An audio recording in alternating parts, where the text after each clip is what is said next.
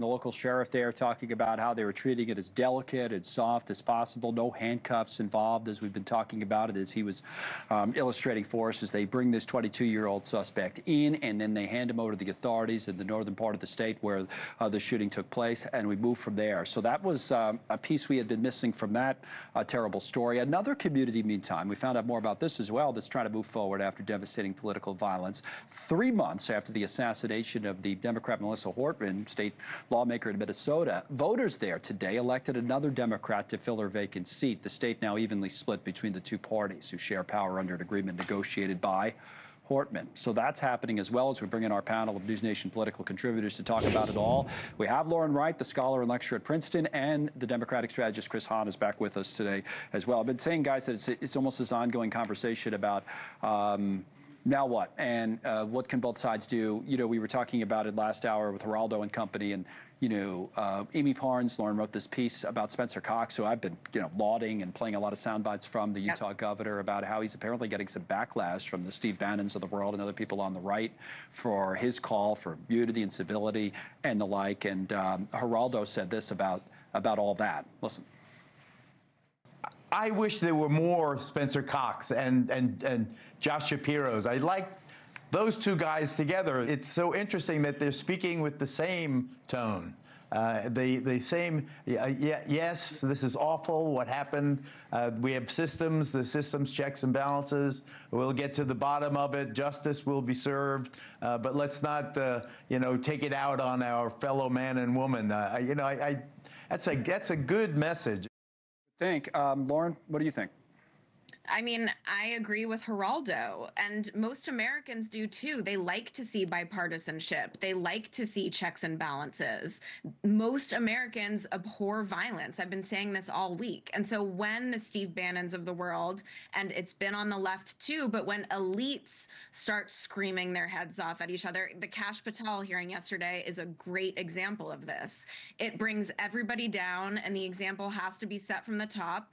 And if there's anyone planting these seeds of divisiveness, it's the leadership in our country. It's not the average American citizen.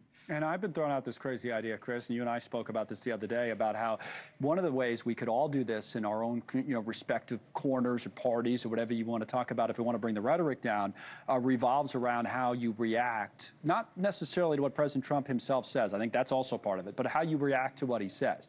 In other words, if you're a liberal person, do you react to every single thing he says as if it's the worst thing in the world? Or do you, evaluate it and be fair about it and say, well, no, that was a good idea. Or as I said earlier, hey, that was a funny joke. I'm okay to laugh at it, even if I'm going to take shots at other things that he said or call it out. And on the conservative side, the reason I bring this up, because it's just as important. I had a conversation with a Republican congressman about this yesterday. If you're going to be calling out the so-called radical left, to acknowledge that the president for years in his rhetoric has been more part of the problem than the solution. And he said as much himself. So I think if you did both of those things, you might at least be able to have a conversation. What do you think? Yeah, I think everybody's got to take a breath, myself included. We talked about this last week. And look at things critically. I think Spencer Cox has been fantastic on this. I think that he coined the term outrage entrepreneurs. Steve Bannon is clearly an outrage entrepreneur, right? He knows the algorithm responds better to rage than anything else. So I think that if we want to have a real national conversation, the way Lauren and I have national conversations all the time about big issues affecting America, we've got to talk about it from a policy perspective, and everything can't be the end of the world. That's got to be where we go here. Yes. Yeah, I think that's what I kind of mean. That, just because Trump said it is at the end of the world, just because someone else you disagree with said it is at the end of the world, or can you just actually speak about the issues from time to time? Now, President Obama has been heard from on all of this, and here's part of what he said last night, and then we can continue. Here's the former president. I think at moments like this, when tensions are high, then part of the job of the president is to pull people together. Now that does not mean ignoring very real differences, serious, deep divisions. I think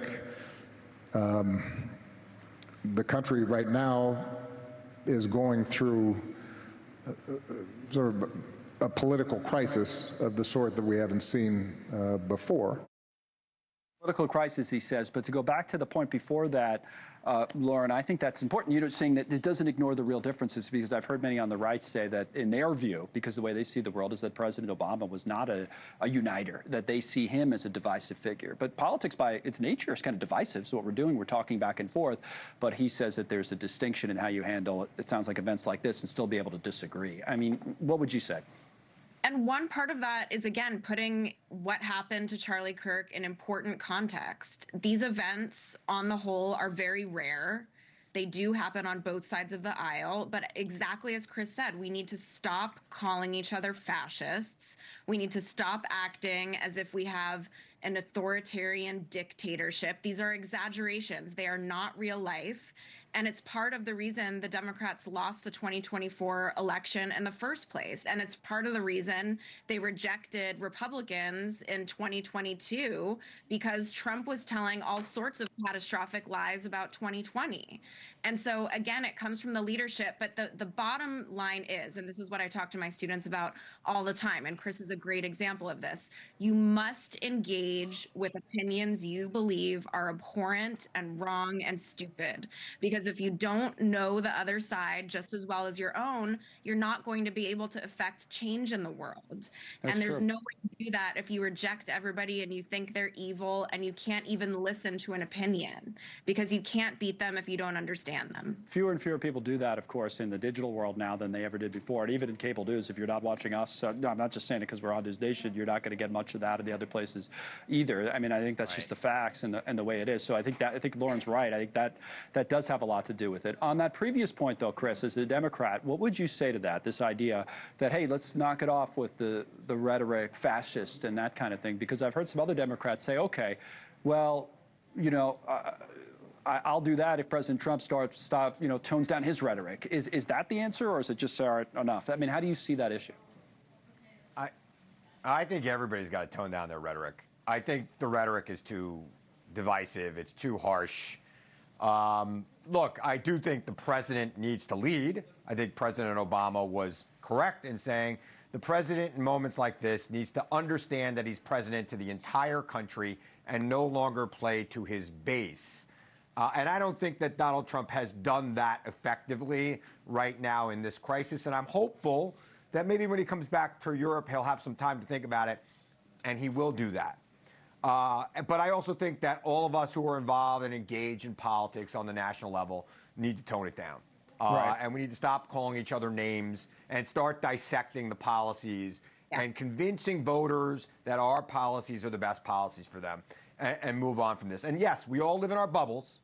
And I'm one of the few fortunate progressives who have spent a lot of time with conservatives in my career. I was going to say, Chris, you're not part of the problem. Rooms. You're actually not. You're not. So yeah, I know. Responsibility for it. I mean, I will also point out, correctly, when I worked in politics and I worked for Chuck Schumer at a high level, I would spend at least an hour a day in conservative media understanding what they were saying, what they were thinking, because at the time we were still trying to convince them to vote for us. Right? Yeah. And I think right now in America, we're not trying to convince the other side to vote for us anymore. We're trying to grow our side. And I think we got to get back to a place where we're convincing both sides to vote for us. And I think when we do that, the first party that makes that jump effectively, we're going to, that party's going to be in power for a while. But I think that's the practical reason. Chris, good point.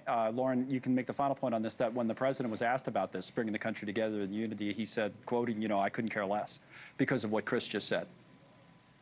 Yeah, I mean, I agree. He's been pretty weak on the uniting front lately. I was a little disappointed in the speech the other night. I completely understand it's an outrage. It's a personal friend. And Charlie Kirk was a thought leader to the entire country, not just the right. He was really important for the left because they were forced to hear those opinions and grapple with them. But it is the role of a president to rise above those things.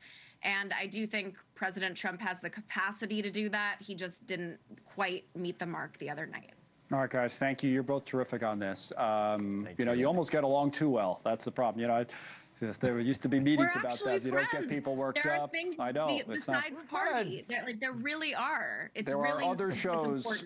or networks Yes. who would say, well, we can't do that, but not here. You're welcome. Thank you, Chris and Lauren. You're always Thank you. welcome, the two of you. Now, Federal Reserve, we've been talking about